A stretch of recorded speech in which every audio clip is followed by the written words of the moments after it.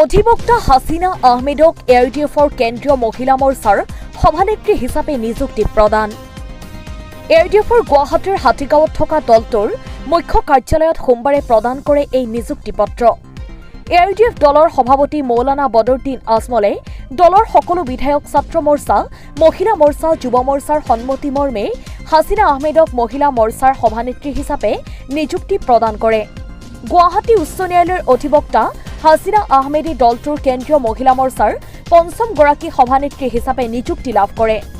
উক্ত নিযুক্তি পত্ৰ প্ৰদান অনুষ্ঠানত এআইডিএফ দলৰ কেন্দ্ৰীয় প্ৰশাসনিক সাধাৰণ সম্পাদক হাফিজ বছিৰুদ্দিন আহমেদ কাছিমি, সাংগঠনিক সাধাৰণ সম্পাদক হাফিজ ৰফিকুল ইছলাম, উপ সভাপতি হাজী আমিনুল ইছলামৰ লগতে দলৰ বিধায়কসকল উপস্থিত থাকে।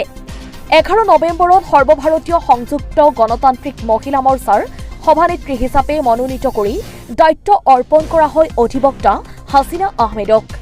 এআইডিএফ দলৰ মহিলা মৰ্চাৰ ইতিহাসত পঞ্চমগৰাকী সভানেত্ৰী হিচাপে দায়িত্বভাৰ গ্ৰহণ কৰে অধিবক্তা হাসিনা আহমেদে।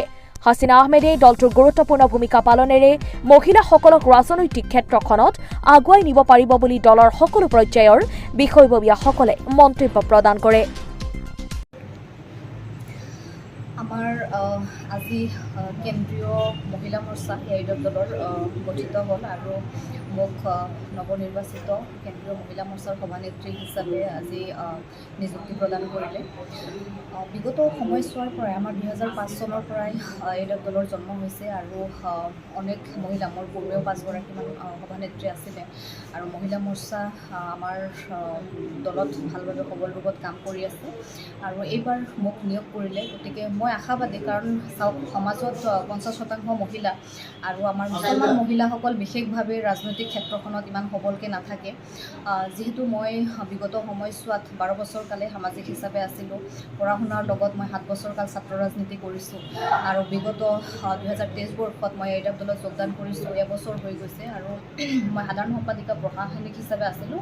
আজি মোক আনুষ্ঠানিকভাৱে সভানেত্ৰী হিচাপে নিযুক্তি প্ৰদান কৰিছে। এই ক্ষেত্ৰত মই আমাৰ সভাপতি হজৰত মৌলানা বদৰুদ্দিন আজমল আল কাছিমি চাহাবক আমাৰ ফালৰ পৰা আন্তৰিক ধন্যবাদ জ্ঞাপন কৰিছোঁ।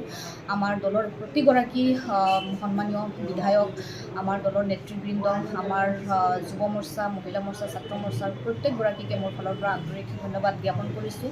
আৰু এই চেগতে মই ক'ব বিচাৰোঁ যে আমাৰ মহিলাসকল বিশেষভাৱে আগবাঢ়ি আহিব লাগে, কাৰণ আমাৰ মহিলাসকলে সামাজিক, ৰাজনৈতিক, শৈক্ষিক আৰু আৰ্থিক দিশত সবল হ'ব লাগে আৰু ৰাজনৈতিক ক্ষেত্ৰখনতো সচেতন হৈ ৰাজনৈতিক ক্ষেত্ৰত সবল ৰূপত থাকিব লাগে। কাৰণ আমি অনেক সমস্যাৰে জৰ্জৰিত এই লাঞ্ছিত বঞ্চিত জনসাধাৰণ আৰু ইয়াত মহিলাসকলৰ যিটো অৱস্থা খুবেই বেয়া। যদিও আমি শিক্ষাৰ ক্ষেত্ৰত কিছু আগুৱাই আহিছোঁ, কিন্তু এতিয়াও আমাৰ বহু অঞ্চল আছে য'ত এতিয়াও ধৰক 16%, 17% শিক্ষিত হাৰ। গতিকে এয়া খুব দুৰ্ভাগ্যজনক। এতিয়া আমি যুৱ প্ৰজন্মৰ এগৰাকী নেত্ৰী হিচাপে আমি বিচাৰোঁ যে ৰাজনৈতিক ক্ষেত্ৰখনত মহিলাসকলক আমি সচেতন কৰিব লাগিব। আমি অংশগ্ৰহণ অধিকৰ পৰা অধিকতম অংশগ্ৰহণ কৰাব লাগিব আৰু আমাৰ শৈক্ষিক ক্ষেত্ৰখনত বিশেষভাৱে কাম কৰিব লাগিব।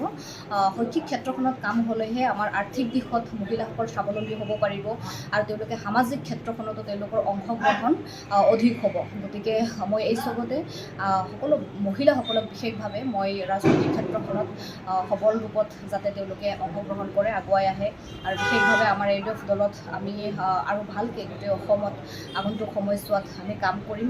সকলোৰে দোৱা, পৰামৰ্শ, আশীৰ্বাদ আমি কামনা কৰিছোঁ। তুমি সভানেত্ৰী দায়িত্বভাৰ পোৱাৰ পিছত তোমাৰ প্ৰথম কাম কি হ'ব?